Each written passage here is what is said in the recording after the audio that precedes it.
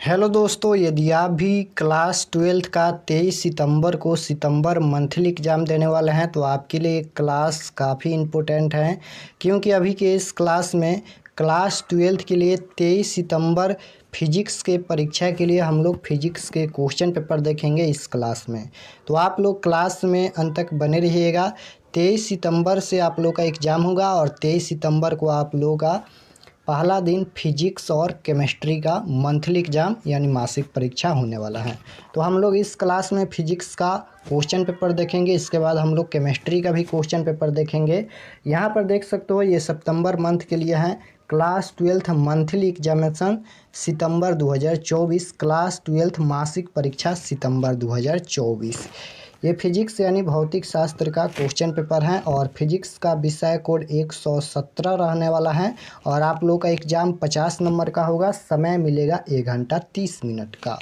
तो चलिए हम क्लास को स्टार्ट करते हैं। सबसे पहले आप लोगों का खंड अ मिलेगा, यहाँ पर देख सकते हो सेक्शन ए, जिसमें वस्तुनिष्ठ प्रश्न यानी ऑब्जेक्टिव टाइप क्वेश्चन पूछा जाएगा 1 से लेकर 30 तक, जिनमें से किन्हीं 25 क्वेश्चन का ही आंसर देना है एग्जाम में। तो फर्स्ट क्वेश्चन यहाँ पर पूछा गया है। फर्स्ट क्वेश्चन है कि विद्युत फ्लक्स का एसआई मात्रक है। बताना है कि विद्युत फ्लक्स का एसआई मात्रक क्या होता है। 4 ऑप्शन दिया गया है। तो विद्युत फ्लक्स का एसआई मात्रक क्या होता है, वोल्ट मीटर होता है। Right answer option number C हो जाएगा। विद्युत फ्लक्स का एसआई मात्रक क्या होता है, वोल्ट मीटर होता है। और ये क्वेश्चन कई बार फाइनल बोर्ड परीक्षा में यानी क्लास ट्वेल्थ के फाइनल एग्जाम में भी पूछा गया है। तो आप लोग ज़रूर याद रखिएगा, क्योंकि इसमें से क्वेश्चन भी फाइनल परीक्षा में पूछा जाता है। तो विद्युत फ्लक्स का एसआई मात्रक क्या होता है, वोल्ट मीटर होता है। क्वेश्चन नंबर 2 पूछा गया है 1/4 पाई ऑप्शन अंड का मान क्या होगा। तो राइट आंसर 2 नंबर का क्या हो जाएगा, ऑप्शन नंबर ए हो जाएगा। 9 गुना 10 की पावर 9 न्यूटन मीटर स्क्वायर और प्रति कूलम स्क्वायर। तो राइट आंसर यहाँ पर ए हो जाएगा। क्वेश्चन नंबर 3 पूछा गया है, यहाँ पर ये ऊपर है तो इसलिए इन्वर्स हो जाएगा, इन्वर्स 2। क्वेश्चन नंबर 3 है ऑप्शन अंड का मात्रक है। तो राइट आंसर क्या हो जाएगा 3 नंबर का, ऑप्शन नंबर बी हो जाएगा यहाँ पर एफएम इन्वर्स। क्वेश्चन नंबर 4 पूछा गया है। 4 नंबर क्वेश्चन है कि जब किसी वस्तु को आवेशित किया जाता है तो उसका द्रव्यमान क्या होता है। जब किसी वस्तु को आवेशित करते हैं तो उसका द्रव्यमान क्या होता है, बढ़ता है या घटता है या अचल रहता है या बढ़ या घट सकता है।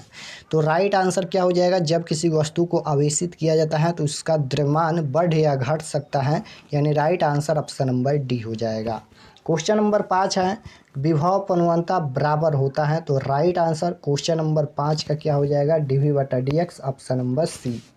क्वेश्चन नंबर 6 पूछा गया है। यहाँ पर 6 नंबर क्वेश्चन है कि एक स्टैंड कूलाम बराबर क्या होगा। तो राइट आंसर 6 नंबर का डी हो जाएगा, 1/3 गुना 10 की पावर -9। क्वेश्चन नंबर 7 है निम्नलिखित में कौन संबंध द्रव्यमान और ऊर्जा के लिए सही है। निम्नलिखित में कौन संबंध द्रव्यमान और ऊर्जा के लिए सही है। तो राइट आंसर सी हो जाएगा, mc² बराबर ई। क्वेश्चन नंबर 8 की ओर चलते हैं और 8 नंबर क्वेश्चन यहाँ पर पूछा गया है। 8 नंबर क्वेश्चन है एक पारावैद्युत समानांतर पट्टी का संधारित्र की पट्टियों के बीच डाल देने पर धारिता का मान क्या होगा। तो राइट आंसर क्या हो जाएगा, धारिता का मान बढ़ता है। Right answer option number A होगा। 9 नंबर क्वेश्चन है विद्युत का सबसे अच्छा चालक निम्नलिखित में कौन है। विद्युत का सबसे अच्छा चालक कौन है, चांदी, तांबा या सोना या जस्ता। तो राइट आंसर 9 नंबर का ऑप्शन नंबर ए हो जाएगा, चांदी यहाँ पर विद्युत का सबसे अच्छा चालक है। क्वेश्चन नंबर 10 पूछा गया है। यहाँ पर आदर्श एमीटर का प्रतिरोध होता है। आदर्श एमीटर का प्रतिरोध क्या होता है, शून्य होता है, बहुत कम या बहुत अधिक या अनंत। तो राइट आंसर क्या हो जाएगा, आदर्श एमीटर का प्रतिरोध यहाँ पर शून्य होता है। Right answer option number A होगा। क्वेश्चन नंबर 11 पूछा गया है एमीटर का प्रतिरोध होता है। अब यहाँ पर एमीटर का प्रतिरोध पूछा गया है। तो राइट आंसर क्या हो जाएगा, कम या बड़ा या बहुत कम या बहुत बड़ा। तो right answer option number C हो जाएगा, बहुत कम इसका राइट आंसर होगा। क्वेश्चन नंबर 12 है किलोवाट घंटा मात्रक है। किलोवाट घंटा किसका मात्रक है, शक्ति का या ऊर्जा का या बल घूर्ण का या इनमें से कोई नहीं। तो राइट आंसर क्वेश्चन नंबर 12 का क्या हो जाएगा, किलोवाट घंटा मात्रक है ऊर्जा का। Right answer option number B होगा। क्वेश्चन नंबर 13 पूछा गया है स्वस्थ मनुष्य के शरीर का विद्युत प्रतिरोध कितना होता है? स्वस्थ मनुष्य के शरीर का विद्युत प्रतिरोध कितना होता है? तो 50,000 ओम होता है। राइट आंसर ऑप्शन नंबर ए हो जाएगा। क्वेश्चन नंबर देखिए, यहाँ पर 14 नंबर क्वेश्चन है, विद्युत परिपथ की शक्ति होती है। विद्युत परिपथ की शक्ति क्या होती है? तो राइट आंसर क्या हो जाएगा? विद्युत परिपथ की शक्ति V² होती है। राइट आंसर ऑप्शन नंबर ए हो जाएगा। क्वेश्चन नंबर 15 पूछा गया है, एक फैराडे बराबर होता है। एक फैराडे बराबर कितना होता है? तो कितना होता है एक फैराडे बराबर? यहाँ पर 96,500 कूलम होता है। Right answer option number B हो जाएगा। एक फैराडे बराबर 96,500 कूलम। क्वेश्चन नंबर 16 है, किसी विभव मापी की संवेदनशीलता को बढ़ाने के लिए, तो राइट आंसर क्या हो जाएगा? किसी विभव मापी की संवेदनशीलता को बढ़ाने के लिए इसका अनुप्रस्थ क्षेत्रफल बढ़ाना चाहिए, या इसकी धारा को घटाना चाहिए, या इसकी धारा को बढ़ाना चाहिए, या इसकी लंबाई को घटाना चाहिए। तो राइट आंसर क्या हो जाएगा? इसकी अनुप्रस्थ क्षेत्र बढ़ाना चाहिए। राइट आंसर ये हो जाएगा। 17 नंबर क्वेश्चन है, यहाँ पर 1 वोल्ट बराबर होता है। तो राइट आंसर क्या हो जाएगा? 17 का बी हो जाएगा। यहाँ पर 1 जूल प्रति कूलाम, यानी यहाँ पर 1 जूल कूलाम इन्वर्स हो जाएगा। क्वेश्चन 18 नंबर क्वेश्चन है कि कार्बन प्रतिरोध कलर कोड में लाल रंग का मान होता है। बताना है कि कार्बन प्रतिरोध का कलर कोड में लाल रंग का मान कितना होता है? तो 2 होता है। Right answer option number C होगा। क्वेश्चन नंबर 19 पूछा गया है, निम्नलिखित में कौन सोडियम का कार्यफलन है? निम्नलिखित में कौन सोडियम का कार्यफलन है? तो राइट आंसर सी हो जाएगा। यहाँ पर 2.75 भी right answer C. 20 number question है, चुंबकीय क्षेत्र वेक्टर बी का ऊर्जा घनत्व होता है। चुंबकीय क्षेत्र वेक्टर बी का ऊर्जा घनत्व होता है। तो राइट आंसर 20 नंबर का क्या हो जाएगा? ऑप्शन नंबर यहाँ पर बी हो जाएगा राइट आंसर। क्वेश्चन नंबर 21 है, नाभिक में न्यूट्रॉनों की संख्या होती है। नाभिक में न्यूट्रॉनों की संख्या कितनी होती है? तो राइट आंसर क्या हो जाएगा? A-Z option number B. Question number 22 पूछा गया है, यहाँ पर साइक्लोट्रॉन किस कण को उच्च ऊर्जा तक त्वरित करने के लिए उपयुक्त नहीं है? तो राइट आंसर 22 नंबर का ऑप्शन नंबर बी हो जाएगा, इलेक्ट्रॉन। क्वेश्चन नंबर 23 है, लॉरेंज बल का परिकलन करने के लिए सूत्र है। लॉरेंज बल का परिकलन करने के लिए सूत्र है। तो राइट आंसर 23 का ए हो जाएगा। यहाँ पर वेक्टर एफ बराबर Q into vector E plus vector V गुना वेक्टर बी। तो राइट आंसर ए हो जाएगा।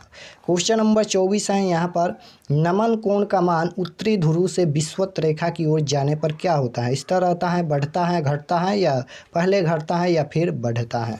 तो राइट आंसर क्या हो जाएगा? नमन कोण का मान उत्तरी ध्रुव से विषुवत रेखा की ओर जाने पर क्या होता है?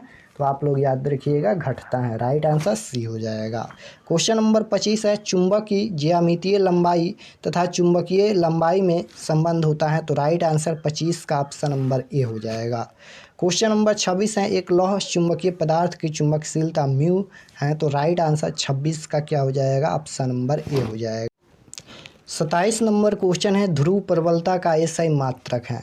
ध्रुव प्रबलता का एसआई मात्रक क्या होता है? तो राइट आंसर सी हो जाएगा यहाँ पर। क्वेश्चन नंबर 28 है, निर्वात की चुंबकीय प्रकृति का मान होता है। निर्वात की चुंबकीय प्रकृति का मान होता है। तो राइट आंसर 28 नंबर का डी हो जाएगा, 0 होता है।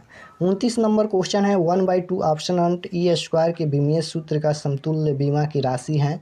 तो राइट आंसर 29 का ए हो जाएगा, B² बट्टा में 2 म्यू ऑप्शन।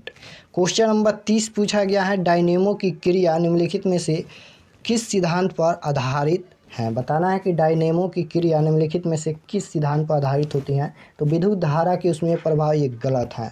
डायनेमो की क्रिया निम्नलिखित में किस सिद्धांत पर आधारित होती हैं? तो आपको याद रखना है विद्युत चुंबकीय प्रेरण। विद्युत चुंबकीय प्रेरण जो कि ऑप्शन नंबर बी में दिया गया था, आप लोग याद रखिएगा।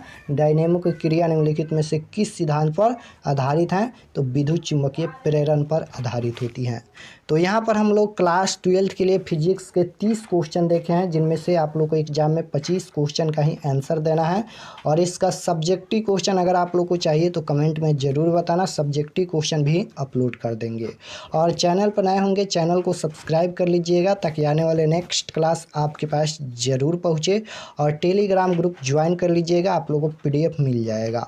मिलते हैं नेक्स्ट क्लास में, तब तक अपना स्टडी कीजिए। आप सभी को धन्यवाद।